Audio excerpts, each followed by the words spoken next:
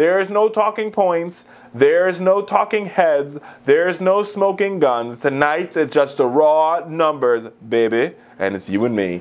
And now we are talking about the election polls. With the election just about 10 days away, America, it is time to go out and it is time to go to the polls and vote. Couple races that you should know about and what's going down. In the state of Kentucky, the Rasmussen Report poll has Allison Lunder Grimes at 44 and Mitch McConnell at 52%. Here's why this race is important. This race is a seat that Democrats have to pick up in order to maintain the majority of the United States House to the United States Senate. On top of that, ousting Mitch McConnell would be an end to inside Washington politics and an end to gridlock in the Senate. So this is a race that matters.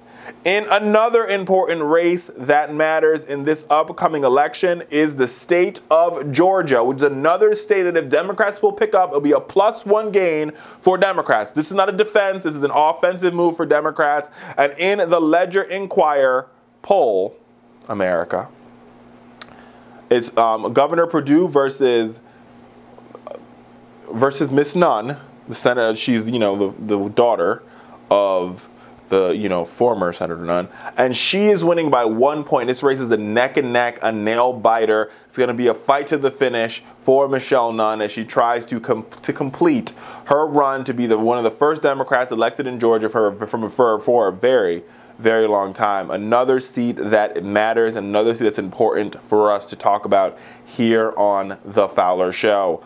Either way, all these seats tell us one thing and one thing only.